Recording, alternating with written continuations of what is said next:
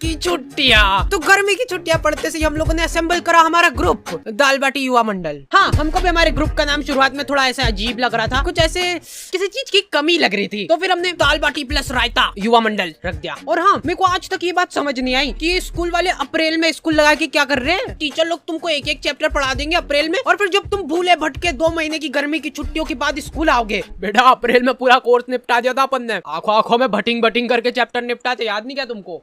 कब?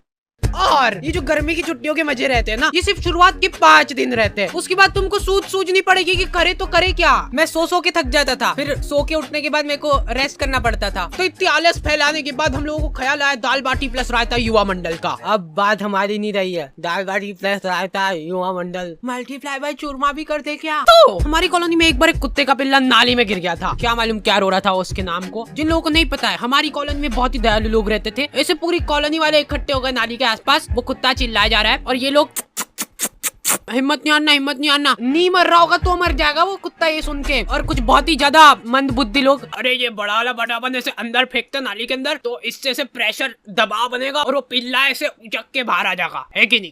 घर जाओ आप, हो गया आपका। और लड़कियां, ओह वाह कितना क्यूट है, मर जाएगा वो। फिर मैंने सोचा कि ये दुनिया बहुत ही मतलबी है, इसलिए मेरे को भी अब मतलब ही बनना पड़ेगा, क्योंकि वहाँ पे लड़कियां भी थी। तो मेरे को ऐसा लगा कि अरे मैं ऐसे किसी की जान बचा के एकदम हीरो की क्या बात है, ऐसा कुछ हो जाएगा। अरे आजा। और मैं पूरा ऐसे डायलॉग वगैरह लिख के ले गया था कि पिल्ले को निकाल के ये बोलूंगा, अगर मैं नाली में हाथ डालने से किसी बेजुबान की जान बच रही है तो मैं डालने के लिए तैयार हूँ हाथ नाली में। कोई सुन ही नहीं रहा है।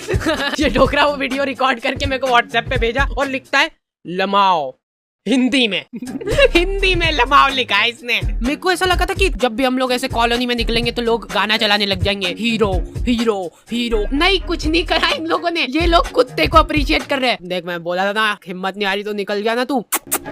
देखो यार, कॉलोनी वालों ने मेरे को शाबाशी वगैरह नहीं दी, वो सब ठीक है, लेकिन इनको क्या मालूम क्यों ऐसा लगने लग गया कि मेरे को नाली में हाथ डालने में मजा आते हैं। मेरे पास नाली साफ करने के लिए ऑफर आने लग गए, लेकिन मैंने सारे ऑफर्स को ठुकरा दिया।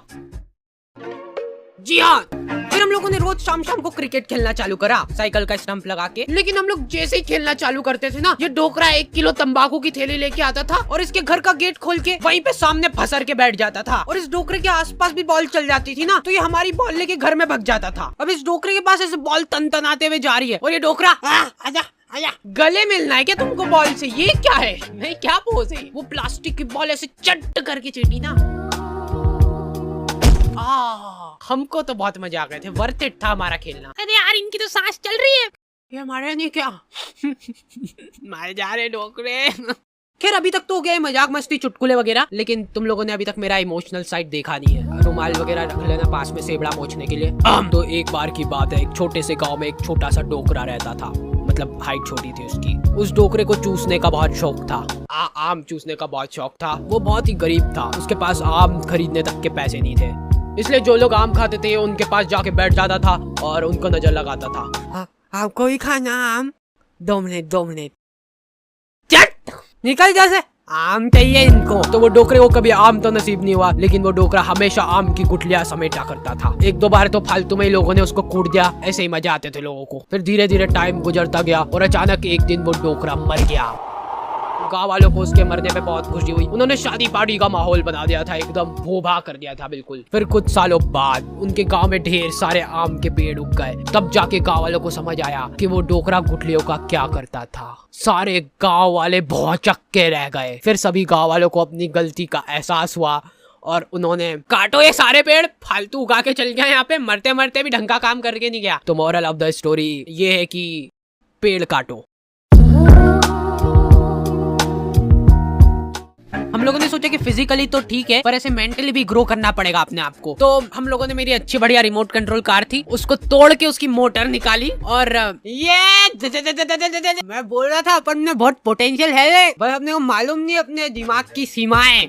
और हमारे इधर एक टोपेश नाम के आदमी की किराने की दुकान थी, ठीक है। तुम 24 घंटे में से कभी भी इसके दुकान के सामने से निकलो, इसके 2 लफंगे दोस्त और ये तीनों का मुंह चलता ही रहेगा। ये तीनों ही खा के सामान खत्म करते थे इसकी दुकान का। नहीं, पर उन भाभी को देखना एक बार, गौर से देखना एक बार, उनमें है कुछ अलग बात है उनके चेहरे में, ऐसे देख के हो जाता है। अरे नहीं, मैं बता रहा हूँ, आपने अभी उनको बिना मेकअप के देखा नहीं है, लेकिन नेचुरल ब्यूटी भी तो होती है कुछ चीज। भैया ये एक नीम वाले साबुन की टिक्की दे दो। ये लो हाजिर है। भैया ये तो एक्सपायर्ड हो चुका है, देखो। अरे दीदी ये कंपनी वालों से मिसप्रिंट हो गई होगी, बाकी हमको मालूम है ना अभी नहीं हुआ एक्सपायर ये। लो खुश? नहीं भैया रहने दो। अब ये तीनों अपना पॉइंट प्रूव करने के लिए टंकी के नीचे नहा के बता रहे हैं। देखो दीदी ये झाग बन रहा है बढ़िया। देखो कुछ हो रहा है क्या? हमको कुछ नहीं हो रहा ना। लो ले जाओ, मैं कह रहा हूँ। लो अब ले जाओ, ये वाले एक ही था हमारे पास, बाकी के सारे साबुन ये दोनों खा गए। ओके तो दी एंड हो चुका है। और हाँ, इस बार हम लोग बहुत ही स्पेशल चीज कर रहे हैं जो कि आपने कभी पूरे YouTube में नहीं देखी होगी। ये वीडियो के लिए हम लोग रख रहे हैं लाइक एम, जो कि है 2 लाख लाइक। तो लाइक करके जाओ, इससे YouTube को लगे क्या अरे वाह क्या ही वीडियो बना दी इन लोगों ने, और मतलब पैसे